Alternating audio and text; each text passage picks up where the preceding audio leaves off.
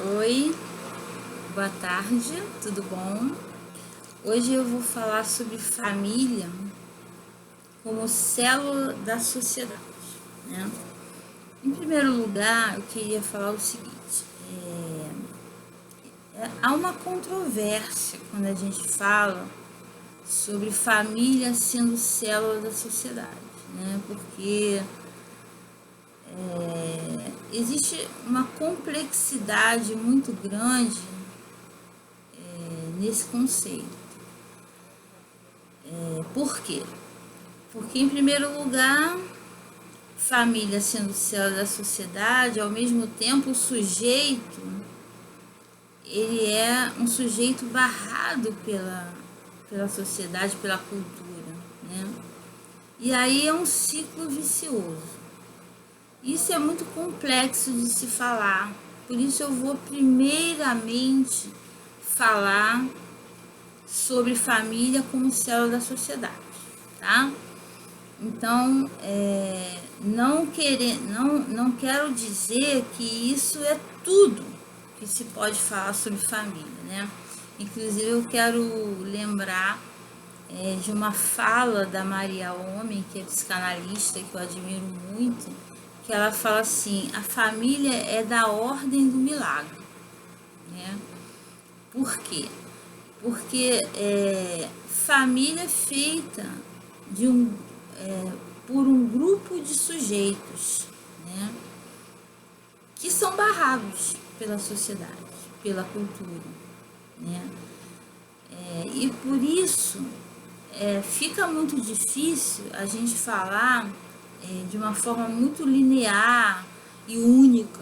Então não quero fazer desse vídeo uma verdade única, uma verdade absoluta. Estou simplesmente trazendo aqui uma reflexão, começando falando sobre família como célula da sociedade, ok?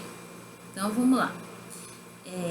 Família é um grupo, né, de sujeitos com uma missão, né? E cada família tem a sua missão. Isso aí não é a regra geral, né? Isso não é o mais importante. Cada família é uma família única, né? E nós temos que respeitar cada família como um grupo único, especial e não temos como olhar esse grupo como alguma coisa que vamos diagnosticar ou definir ou dizer algo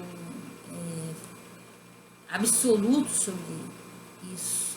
É muito difícil se falar de família, mas eu quero colocar algumas questões para a gente refletir, ok? Então vamos lá.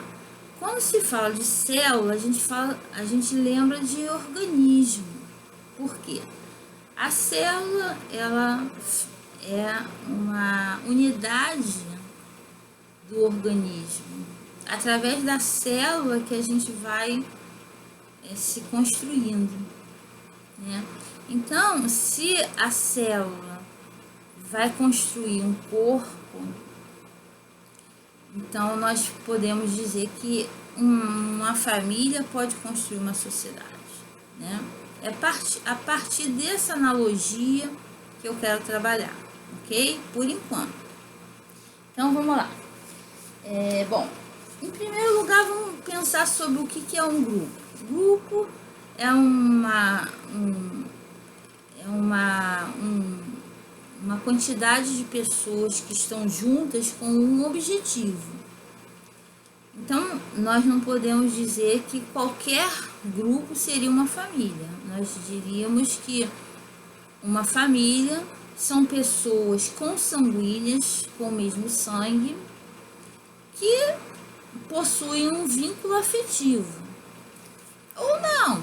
Muitas vezes, quando eu falo afeto, também não quero dizer que seja um afeto positivo. Muitas vezes são afetos muito tóxicos, né? Então, são pessoas que estão no mesmo lugar, ou mesmo separados, mas que fazem parte, que são consanguíneos, que possuem o mesmo sangue, né?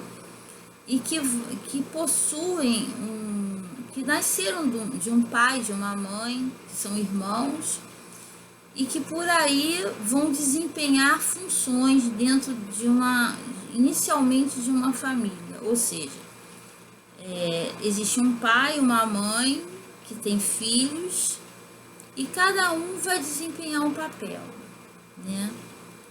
E aí é que começa a grande dificuldade, né? Quando eu falo desempenhar papéis ou desempenhar uma função, começa por aí uma grande dificuldade. Por exemplo, um pai que com uma mãe teve um filho, não significa necessariamente que vão desempenhar essa função, né? Eles pode ser uma mulher e um homem que tiveram um filho, mas que não estão conseguindo desempenhar suas funções. Então, uma família cujo pai não conseguiu desempenhar sua função paterna e uma mãe que não conseguiu desempenhar sua função materna, já começa por aí a construir um organismo meio que deficiente, né? Então, começando por aí, a gente pode dizer assim, partindo do princípio, fazendo essa analogia de célula, organismo, né, e sociedade, quem é esse pai, quem é essa mãe que teve um filho que não vivenciou a paternidade e a maternidade, né? Bom, então o que é a maternidade? A maternidade, não vou definir o que é maternidade não, vou dar um exemplo, né? Normalmente uma criança que nasce, normalmente em geral, né? Não gosto muito da palavra normal, mas quando eu falo normalmente eu quero falar geralmente.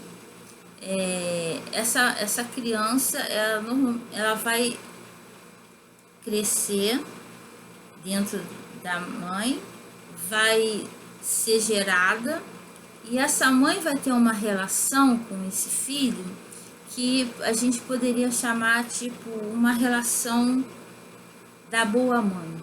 O que é uma boa mãe? É aquela mãe que vai respeitar esse momento que esse filho precisa, que é um momento onde a mãe tem que suprir todas as necessidades dessa criança. Necessidade de afeto, de toque, de leite, de afetividade mesmo, de acolhimento, né? E essa relação é tão íntima, é tão forte, que às vezes a mãe, isso é muito comum e não tem nada de errado nisso, onde a mãe ela fica junto com esse filho, com esse neném, é tão fortemente ligado que essa mãe tem até dificuldade muitas vezes de se desvencilhar dessa criança. Isso é muito natural, é o que a gente chama de a boa mãe, a mãe suficiente, né? Winnicott fala sobre isso, é a mãe boa, a mãe suficiente. É aquele período em que a mãe gera o filho e ela tem aquele momento em que a criança precisa mamar, a mãe precisa acolher, precisa dar colo, precisa né? Tem todos aqueles procedimentos onde o filho, onde para o filho é fundamental formar essa noção do outro, do eu, do que é bom e do que é mal, né? A gente normalmente na psicanálise fala o seio bom, o seio mal, né? O que alimenta é bom, o que não alimenta é mal, né? Aí vem uma fase onde a criança começa a depender muito da mãe, mas essa mãe já tem que ter um equilíbrio emocional para dizer assim, quanto tempo, né, que esse filho precisa para eu alimentá-lo. Eu estou falando de neném mesmo, de bebê recém-nascido. Esse bebê, ele normalmente, ele tem o tempo dele, é único, cada neném é único, né?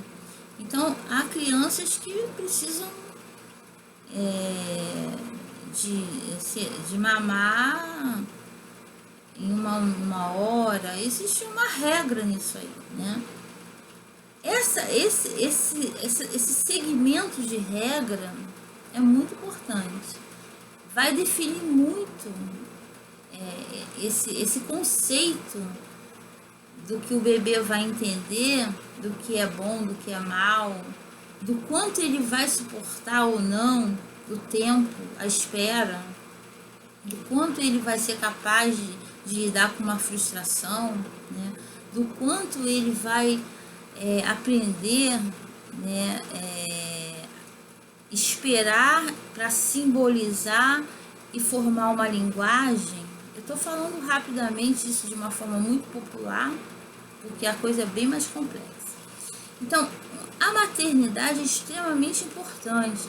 Desempenhar essa maternidade é extremamente importante, né? Depois mas tem que entrar um pai aí, porque tem uma hora que essa mãe, se algumas mães, né, algumas não, mas algumas mães não têm capacidade de saber esse momento de se separar do bebê, né? E isso tem muito a ver com a história dessa mãe, né? Então, mas tem um pai que tem que entrar, esse pai tem que entrar e dizer assim, olha, aqui estou eu, né? Não é só mamãe, tem um pai aí, tem eu aqui, tem um terceiro elemento, tem uma terceira pessoa que vai entrar e dizer, opa, existem regras, né? No início de uma maternidade, a gente chama o nome do pai, né? Que é o momento da lei, que entra e diz assim, ó, não é só você e mamãe, existe existe mamãe, papai e você, né? E você tem que e existe um tempo de espera, existem papéis que nada disso o bebê está entendendo, gente, tá? Eu estou explicando vocês rapidamente, de uma forma muito popular para você poder acompanhar. E eu estou explicando isso mais porque um grupo familiar ele é composto de um grupo de pessoas que precisam desempenhar seus papéis, né? E quando isso não acontece, é que existe muita falha, né? Então, assim, quando entra esse pai e começa a desempenhar seu papel paterno, que é um papel de protetor, é um papel da lei. O que é lei? É quando diz sim, diz não, diz onde vai separar a mãe do bebê. É quando vão surgir os nãos, né? Surge aí a castração, que a gente chama, né? onde o bebê vai entender que não é só tudo assim, tudo é mamar, tudo é... Não, existe um não, existe um momento de dar um tempo, de esperar, de saber que existe um outro. E tudo isso, gente, é muito importante no desenvolvimento do sujeito, na constituição do sujeito, né? Gente, eu vou repetir, eu estou falando isso de uma forma muito resumida, muito simples, mas isso é muito mais complexo do que eu estou falando, tá? Então, assim, além desse início de maternidade, esse momento muito peculiar da maternidade, existe uma segunda questão aí, que é o desempenho de funções depois disso, né? Aí entra um grande problema também, é uma segunda fase, que aí entra como esses dois sujeitos, pai e mãe, vão se posicionar frente ao filho, ou seja, dentro de um grupo familiar. Vou dar um exemplo. Há mães que, por exemplo, quando tem um filho, elas fazem desse filho o seu falo, ou seja, ao invés de por elas não serem realizadas, não serem bem resolvidas de várias formas, elas transferem para esse bebê o seu prazer. Normalmente, mães assim vão criar filhos dependentes, filhos extremamente dependentes, e elas vão ser extremamente controladoras e possessivas. E, em geral, elas não deixam esse pai entrar muito facilmente, né? Existe um outro caso onde são mães, por exemplo, que não conseguem muito bem lidar com a maternidade por várias questões. Eu vou dar só um exemplo, que é mais comum. Não é um pouco mais comum, mas tem outros exemplos bem recorrentes. Por exemplo, são mães que, por exemplo, não aceitam engordar, não aceitam ficarem feias, não aceitam amamentar porque vão ficar com os seios caídos, não aceitam envelhecer, elas querem ser amigas das filhas ou dos filhos. Aí já mudou o papel materno. Então essa mudança de papel dentro da família é extremamente nocivo, né? Nenhuma mãe consegue ser ao mesmo tempo amiga e mãe, porque existe a disciplina. Amigo são papéis diferentes. Amigo é uma coisa, a mãe é outra. Amiga não disciplina amiga, né? Mas mãe tem que disciplinar o filho, né? Então é muito difícil. A gente quando fala assim, a minha mãe é minha amiga, eu sou amiga da minha filha. Tudo bem, existe uma amizade entre mãe e filha, com certeza, tem que existir. Mas que nível de amizade é esse, né? Até que ponto essa amizade vai se construir se essa pessoa não consegue disciplinar esse filho? Porque vai chegar uma hora que essa mãe vai precisar dizer não para esse filho, vai precisar frustrar esse filho ou essa filha, né? Então, esse papel de mãe não pode ser distorcido e não pode ser transformado em amiga. E tem muitas mães, mulheres, que não conseguem fazer esse tipo de diferença, diferenciar esse tipo de papel, né? E aí elas constroem uma família com filhos, né, que não possuem disciplina, né, que tem dificuldade de limite, Tudo isso, gente, vai se reverberar na sociedade, entendeu? Pessoas que não aprenderam limites, elas vão para a sociedade e vão causar problema, né? Elas vão precisar ser disciplinadas lá fora, ou então vão precisar passar por determinados limites lá fora e vão sofrer, né? E aí é por isso que eu faço essa analogia de célula e organismo, né? Quando você é célula e desempenha bem a sua função, o organismo fica equilibrado. E aí você pode produzir uma sociedade equilibrada, né? Então, se eu desempenho meu papel de mãe, como mãe, deixo o pai entrar como pai, protetor, provedor, aquele que dá segurança, aquele que traz a lei, que também traz a disciplina, porque a disciplina, quando eu falo lei, é disciplina, tá, gente? É o não, é aquele que é limite, né? Aquele que separa mãe e pai e filho. E outras coisas que são mais complexas, mas vamos basear nesse tipo de questão. Aí entra esse pai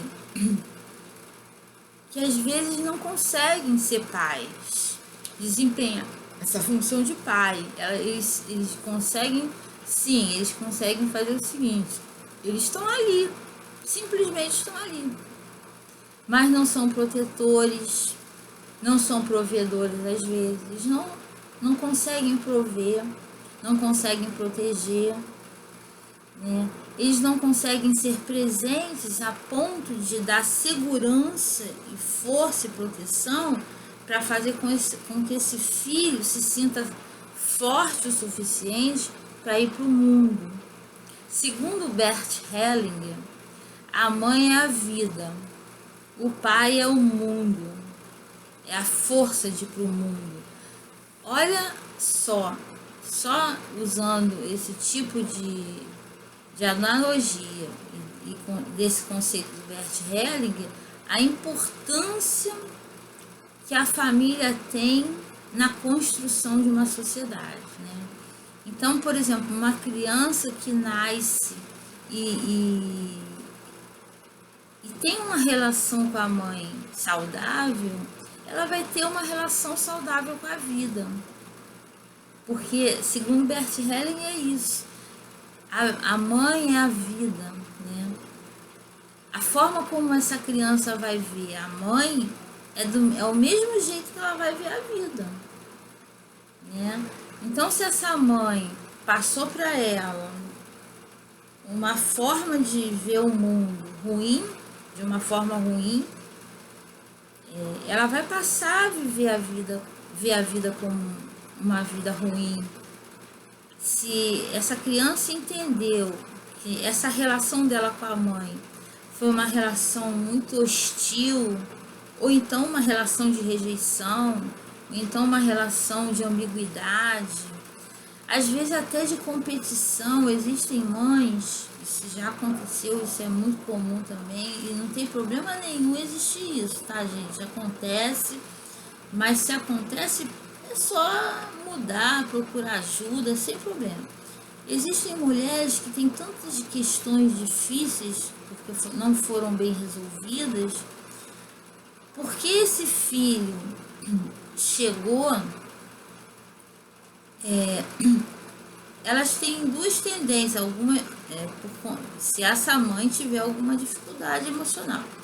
Ou ela faz desse filho, transfere para o filho todo o prazer dela e não deixa o pai entrar, e isso vai causar uma dependência emocional, uma dificuldade desse filho crescer, de ser maduro. Isso vai ficar muito complicado para esse filho crescer e se constituir um sujeito, um indivíduo maduro. Ou essa mãe, ela se torna tão ausente, tão, né, sem nenhuma nenhuma vontade de ser mãe, com tanta dificuldade de exercer essa maternidade, né? Que ela vai passar essa noção ruim para esse filho. E vai passar uma noção de vida muito ruim, muito ruim. Né? Então, essa criança, ela vai crescer com uma noção de vida, com uma visão de vida muito negativa. Né? Eu estou falando isso resumidamente para poder trazer essa reflexão. O quanto é muito a importância, né, na verdade esse é o meu objetivo, a importância de uma família reverberando na sociedade, o que uma família pode impactar na sociedade. Então, se ela for uma família, um organismo saudável, ela constrói, né, uma sociedade saudável. Obviamente estou generalizando, né? Se ela é uma família disfuncional, ou seja, uma família que não funciona porque as células estão todas deformadas, ou seja, os seus componentes não estão desempenhando os seus papéis, então eles vão produzir uma sociedade doente, eles vão produzir uma sociedade deformada. Então, eu estou inicialmente falando família impactando sociedade. Eu nem estou falando do impacto que a sociedade tem sobre o sujeito, sobre a família, tá bom? Por enquanto é só isso, né? Então, veja bem o quanto é importante a gente repensar sobre... E eu estou usando a questão de uma criança que recém-nascida, mas isso serve para qualquer idade. Você pode ter uma família, ser um pai ou uma mãe que tem um filho de 10, 15, 20, enfim, 20 anos, não importa. Importa que você repense, você reflita. Você está desempenhando o seu papel de pai? Você está desempenhando o seu papel de mãe? Ou você está com medo, né, a mãe, né? Você não quer aceitar que você é mãe, você ainda não cresceu, você ainda é uma menina que teve um filho. Imagina isso, gente. Você é uma menina que teve um filho. E aí, isso é muito comum. Quer ver uma coisa que acontece muito? Eu já vi isso no meu consultório algumas vezes. Normalmente, mulheres que são verdadeiras meninas, que têm filhos, elas, na verdade, em geral, elas vão lidar com o marido, muitas vezes, como uma filha. O marido, em geral, é o pai. Não estou falando que isso é sempre que acontece, mas existe muito esse caso. Mulheres que não amadureceram, que ainda são meninas, mas tiveram filhos. Aí, olha só os papéis trocados, olha só.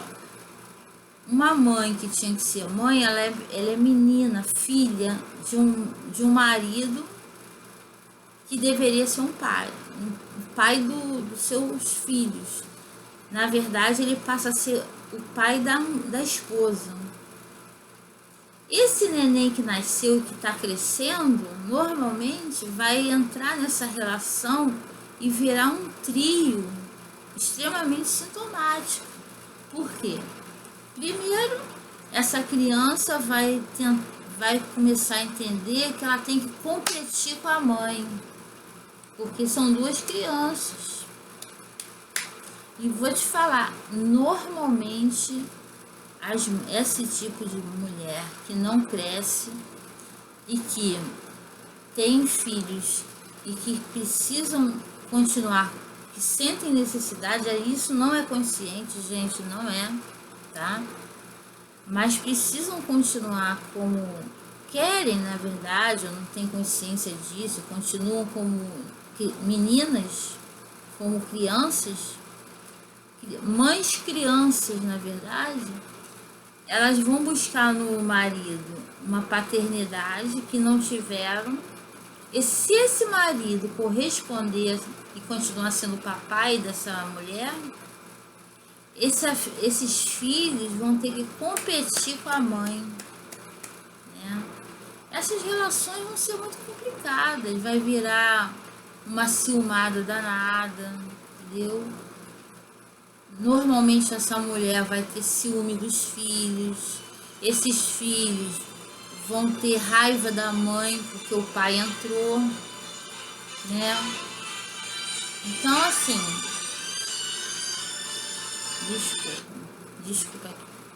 Enfim, é importante, eu estou trazendo rapidamente alguns exemplos para vocês entenderem como que é sério que cada um desempenha realmente o seu papel dentro de uma família.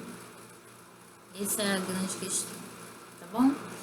Eu vou ficar por aqui para a gente não demorar muito. Vou continuar esse vídeo, vou fazer uma série falando sobre família, tá bom? Porque eu acho muito importante sobre isso, porque a gente está precisando rever muitos valores. Com a pandemia, então, a gente está tendo que rever alguns valores, né? E isso vai, talvez, eu espero que ajude, tá bom? Um beijo no coração. Até o próximo vídeo.